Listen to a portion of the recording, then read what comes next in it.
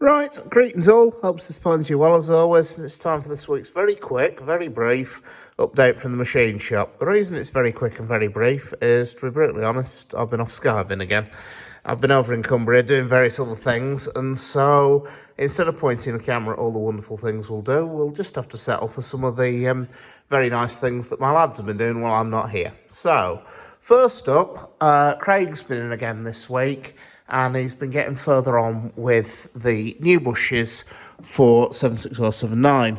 What we've got is we've got several of the bushes in the combination levers. You can see one there, one there. There's another one down the bottom there. What Craig's been on with is the old bushes have worn beyond acceptable limits. And so we squirted the old ones out a while ago, and now Craig's started machining up some very nice new ones. Very nice indeed. What he's done here is the way he's done these. I've said about this before, but it's relatively straightforward. He's first of all measures, if you just look at the top of this rod here, first of all, measure the hole that's in the rod where the bush will go, and then we simply machine the outside of the bush oversized to that hole. The inside of the bush is then machined oversized on the pin. Now, we add a slight squash allowance onto those clearances. The idea is when the bush is pressed home, it will nip slightly and thus create a perfect running fit on the pin. And then the last job Craig's done is he's put this groove around the periphery of the bush and put 3 holes through it. So that's to allow lubrication. These bushes are all grease lubricated. They were actually oil originally, but they've been converted to grease later on. There's a grease nipple at the top and a small grease reservoir within here, and it feeds grease out through a port there. That grease is then distributed around the periphery of the bush through this groove, and then as you can see, there's the 3 drillings in the outside of the bush, so that the grease will be distributed between the bush and the pin. So that's the job Craig's been on with. Was one completely done, ready to press, and then the other one will just need 2 bushes, and then I think there's 2 links there that need some bushes. There's also a new pin here that also requires finishing. Brian machined this a couple of weeks ago, and what this now needs is this we did for 80136. It needs finishing off. So the first thing it needs is an anti-rotation feather in the body of the pin there. If we look at one of these links here, what's an anti-rotation feather? If you look at the hole in the link there, you'll see there's a little cutout. This is on the inside end where the head of the pin goes. Now the feather is a little round steel peg that engages with that cutout there.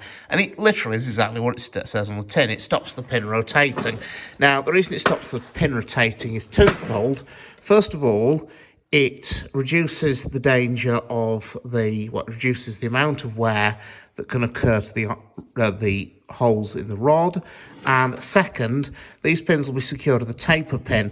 Now, for quite obvious reasons, it's always a good idea to have the taper pin fitted vertically. The idea is there that, there's gravity holding it in the hole, as well as the fit of the taper and the split in the end of it.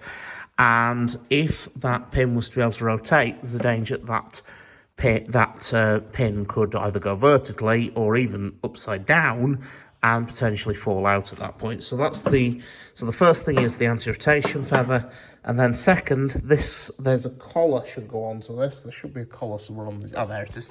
There's a collar. Yep, there we go. There's also a pin on the floor. Gravity. You'll be pleased to hear, ladies and gentlemen, I can confirm that this evening gravity is still working. Right. So collar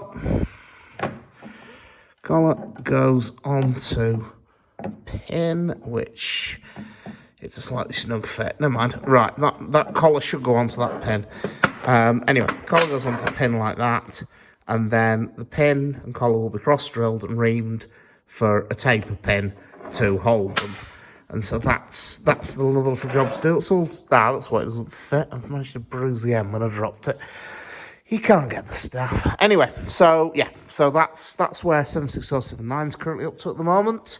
And then Dan Middleton's still at it, busily making yet more piston rings. These again are for the 9F. And then Brian's been in again today, and he's very well on with Eric's bits and pieces. These flat gauges here, well, we don't actually quite know what to call them. I call them a flat gauge. They go into the bottom of the gauge frame, and you'll see there's a series of holes around the periphery of them. There's two smaller holes directly opposite each other, one there and one there. Those holes now need a piece of brass rod putting across them. If we look into one of the old ones, you'll be able to see there's a bar inside them there. That piece of brass rod, it basically acts as a stop. There's a ball bearing sits on top of it. And so, well, there's the ball bearing in question. That ball bearing will sit on top of that peg like that. And so the idea is the gauge frame fails, the sudden rush of water and steam will lift that ball bearing up and force it up against a seat, and so it will reduce the leakage through where the shattered gauge, where the now shattered gauge frame formerly was. The other holes are simply to allow the communication of superheated water and or steam through. And so Brian's, we actually made these quite a while ago. They were made as blanks, but then they were never threaded. So Brian's finished those off, and then he's also made a very good, right, we're getting very much there on the selection of all the small fittings we require. So there's one there that's completely finished, along with another one there that's awaiting threading. They are actually cap bungs for part of the injectors that replace that and that, which are at the injector caps. And then he's also very well on with these, which also just need threading, and they are also for the gauge frames. And so that's where he's up to with that. He's done a smashing job with them. They're really nice. And it really makes a difference having someone like him and Craig in who can just get on with the job and, well, leave me to go and shout at something else, or in turn keep the job moving while I'm not here. So anyway, folks, not that much exciting to show you this week, but I hope you found some little bit in it that was educational, informative. Now take care, and I'll see you around.